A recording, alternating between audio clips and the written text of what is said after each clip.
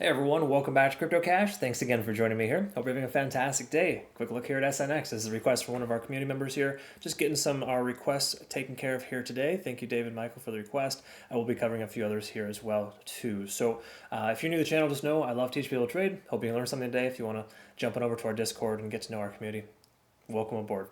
I'd love to have you along. We have some really nice results here too as well from our premium group. These are some swing trade signals they sent. 60% in a week here from Solana, Chainlink 15% in 9 hours. What was it? Polkadot 18% 16 hours. Bitcoin roughly, I guess it'd be 7.5 days at 62%. So caught some nice little increases here recently. Was able to catch Bitcoin before it broke out. So things are looking on the up and up here for us. But we want to see, is SNX SNX rather, is this a coin worth investing in, or is it going to continue lower? Generally speaking, what are we looking at here? Okay, let's go ahead and dive into the backend data. I think there is some liquidation levels here. We can go ahead and double check. And what we want to look at here, obviously within the last 7 days, is to see if we're close to any heavy concentration of liquidation. There is a heavier concentration closer to about $3 even. That makes sense. Again, all the more reason why you take profit before or after, depending on the direction you're heading, with those key fib levels here, round numbers, exactly $3 is a pretty heavy concentration. We can see $3.65 as the primary one. Again, I say primary because it's closer, right? Typically, liquidation levels that are closer are going to get swept. So again, not a guarantee, of course, but there hasn't been a tremendous amount of liquidation, and that would be a pretty big deal to hit that 365. So we'll go ahead and mark that on the charts here, just kind of get perspective. 365 is roughly this guy right here.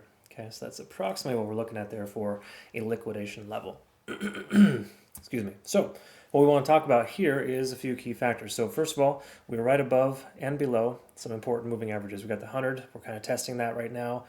50-day SMA as well. Okay, so being up over the 20-day SMA is important on the daily time frame, but again, over those other two would be super huge. So a closure at 350 or higher, I think, would be substantial.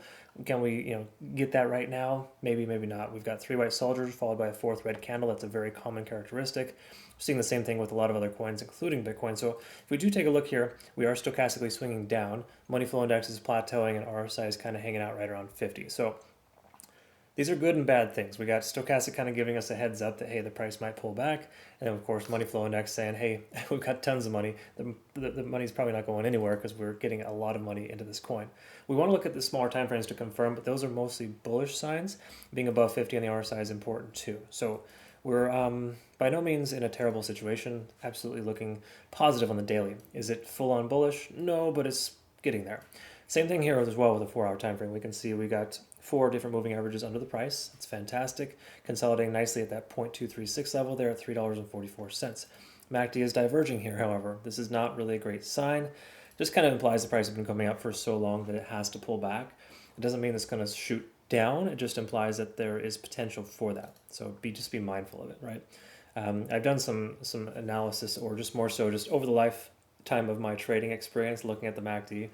I would say it's like 55% probability when you have a divergence or convergence on the 4-hour time frame that's going to go that direction. Slightly higher probability, but again, the 55% is not that big of a deal. Once more, majority of statistics are made up on the spot, so what else can you say there? Anyways, that's just kind of in general what I've experienced. Let's take a look here. RSI, money flow index coming down. So money's flowing away from the coin. That happens when you sell the price. The price action is getting sold off, but we're maintaining that level. So the truth is here, stochastic swinging down. Once that starts to swing up again, we could very well see a stronger convergence here.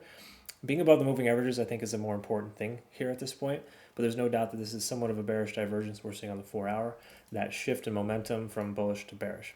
Is it worth shorting? Me personally, no. I don't like to short scenarios like this when everything is kind of overextended, because overextensions mean very little in trading, specifically crypto.